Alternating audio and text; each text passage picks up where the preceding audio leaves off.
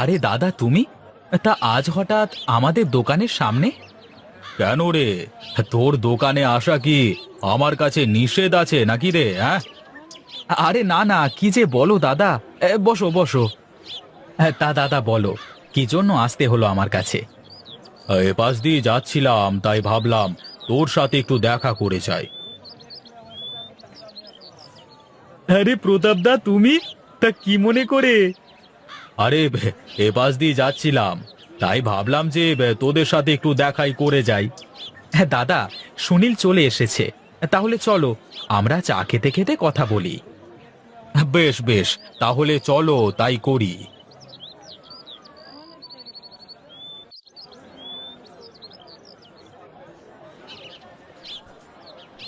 রামু, দুটো চা দিস এদিকে, কেমন? একটু বসো দাদা, দিচ্ছি। একটু তাড়াতাড়ি দিস, আমাদের আবার তাড়া আছে কিন্তু। শোন বিনোদ, একটা বিশাল খবর নিয়ে এসেছি। আমি জানি এই কথা শুনলে তোর ভালোই লাগবে।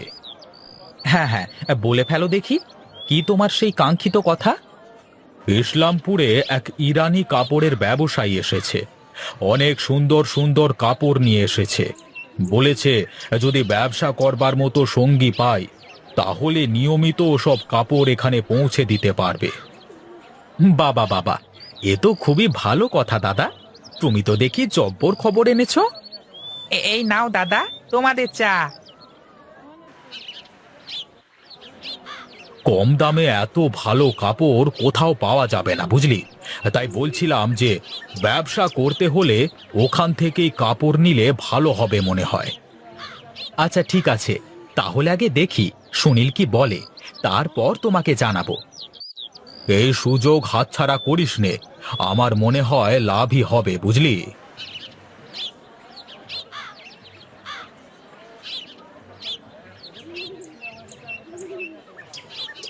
কি বলে প্রতাপদা?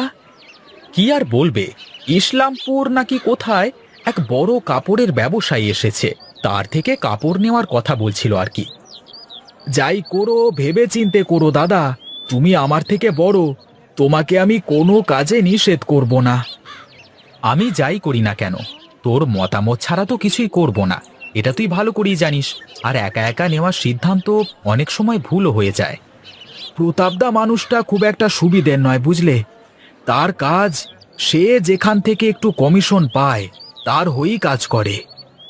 আমিও তো তাকে আমার দোকানে প্রথম দেখেই অবাক হয়ে গিয়েছিলাম। তোমার যদি মনে হয় একবার ইসলামপুর গিয়ে দেখে আসবো, তাহলে দেখে আসতে পারো। ঠিক আছে, তাহলে কালই আমি একবার বড় নৌকাটা নিয়ে যাব, দেখে আসি। যদি তেমন হয় তাহলে পরে দেখা যাবে। আমার মতে এটা করলেই ভালো হতো মনে হয়। বেশ বেশ, তাহলে আমি এখন আর দোকানে বসছি নে, একটু কাজ আছে বাজারে, কাজ সেরে তারপর বাড়িতে যাব। তুই একেবারে বন্ধ করে আসিস। ঠিক আছে দাদা, যাও তাহলে। আর বৌদিকে বলো রাতে যেন আমার জন্য চপ বানিয়ে রাখে।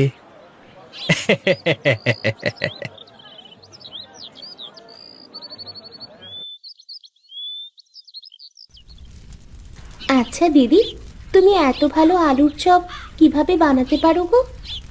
তুই যেমন করে বেগুনের চপ বানাতে পারিস, আমিও তেমন করে পারি। আরে ধুর, বেগুনের চপ বানানো আবার কোনো মন্ত্র নাকি? কিন্তু তুমি যে স্বাদের আলুর চপ বানাও, এমন চপ আর কোথাও পাওয়া যাবে না। আমি ছোটবেলা থেকেই আলুর চপটা বেশ ভালোই বানাই। তোর দাদা তো আমাকে দেখতে গিয়ে আমার হাতের আলুর চপ খেয়ে এত প্রশংসা করেছিল না। এই জন্যই বলি, তোমার আদরের দেবরও তো চপ বলতে পাগল, আর কিছু থাক বা না থাক, খাবার সময় তাকে চপ দিতেই হবে। এ বাড়িতে আসার পর থেকেই সুনীল আমার হাতের চপ ছাড়া খেতেই চায় না। নে, তুই একটা গরম গরম খেয়ে দেখ, ভালো লাগবে।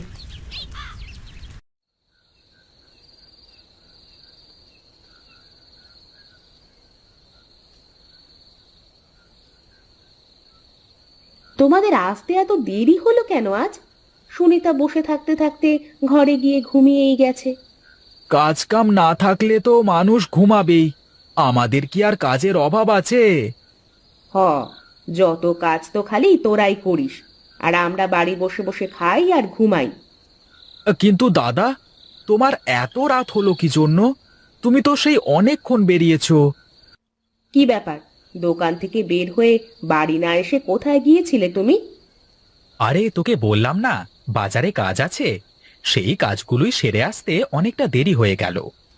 তোমাদের দু ভাইয়ের যে কি এত কাজ থাকে, করো তো কাপড়ের দোকানে বসে থাকার ব্যবসা। তোমাদের দিয়ে যদি দোকানদারিটা করানো যেত তাহলে বুঝতে বৌদি, বেঁচে গেছো যে আমাদের মতো দুটো কলুর বলদ পেয়ে গেছো তোমরা। ঠিকই বলেছিস রে, আমরা তো কলুর বলদই, তা না হলে কি আর এভাবে খাটতাম?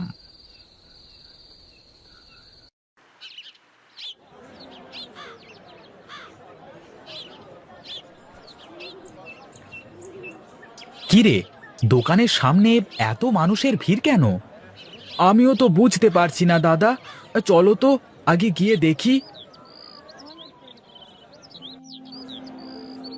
এ কি, হায় হায় হায় হায়, এ কি হলো?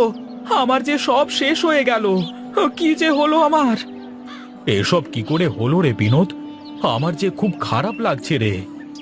আমরা এসে দেখি এরকম সবকিছু পুড়ে ছাই হয়ে গেছে। দোকানের ড্রয়ারের সব টাকা রাখা ছিল, সেগুলো সব পুড়ে ছাই হয়ে গেছে। আমাদের সব শেষ হয়ে গেল দাদা। আমরা আমরা এখন যে পথের ভিখারি হয়ে গেলাম। এখন কি হবে? আরে আরে, অত ভেঙে পড়িস নে ভাই, শক্ত হ শক্ত হ। আমি জানি তোরা দুই ভাই একসাথে থাকলে সব কিছু করতে পারবি।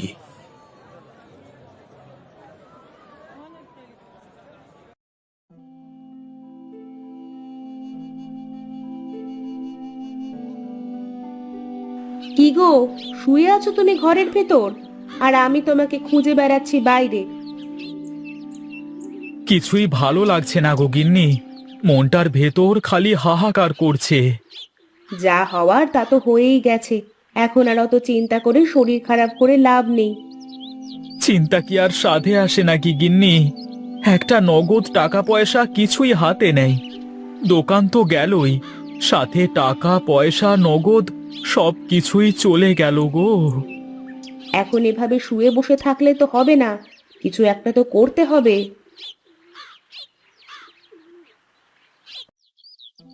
কিছু না কিছু তো করতেই হবে গিন্নি, তা না হলে যে না খেয়ে থাকতে হবে সবাইকে। নগদ টাকাগুলো যদি বেঁচে যেত, তাহলেও তো কিছু একটা করা যেত। ভুল তো ওখানেই, মাল আনতে যেতে হবে বলে টাকা মিল করে রাখা ছিল, তাই তো দোকানে রেখে চলে আসলাম। যদি বাড়িতে নিয়ে আসতাম তাহলেও করতাম এক কাজ। যা চলে গেছে তা তো আর ফিরে আসবে না, তাই বলে বসে থাকলে তো আর চলবে না। দাদার সাথে কথা বলে দেখি সে কি বলে, তারপর দেখা যাবে। ওগো, তুমি যদি কিছু মনে না করো, আমি একটা কথা বলবো? কি কথা? বলো দেখি, আগে শুনি। আচ্ছা, আমার হাতের চপ তো তোমাদের সবার কাছে নাকি অনেক ভালো লাগে, তাহলে একটা চপের দোকান দিলে কেমন হয়? আমি বানিয়ে দেব, আর তুমি বিক্রি করবে। না না, আমি ও চপ বিক্রি করতে পারবো না, তোমার ইচ্ছে হলে তুমি করতে পারো। ঠিক আছে, তোমার কিছু করা লাগবে না, তুমি শুধু চুপচাপ থাকবে, দেখো আমরা কিছু করতে পারি কিনা।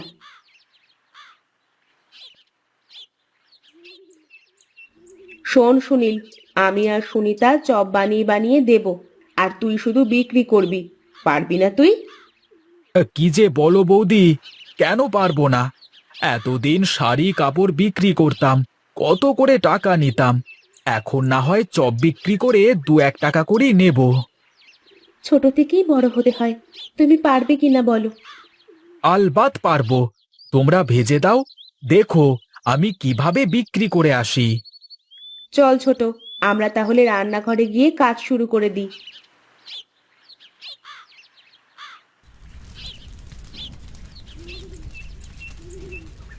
এই তো দিদি, বেশ অনেকগুলো চপ হয়ে গেছে।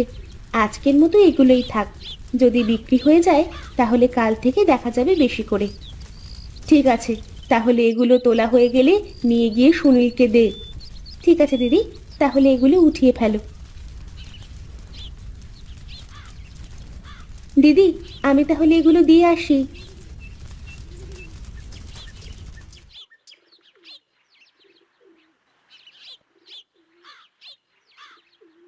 কি ব্যাপার, চপগুলো কি বিক্রি হয়নি নাকি ফেলে দিয়ে এসেছিস? কি যে বলো বৌদি, ফেলে দিয়ে কেন আসবো? এই নাও টাকা, সবগুলো চপ বিক্রি হয়ে গেছে। শোনো বৌদি, কাল থেকে আর গ্রামের ভেতরে গিয়ে চপ বিক্রি করা লাগবে না। কাল থেকে সবাই বাড়ির উপর চপ কিনতে চলে আসবে। বেশ তো, তাহলে আরো ভালো হবে। কষ্ট করে আর গ্রামের ভিতরে যাওয়া লাগবে না।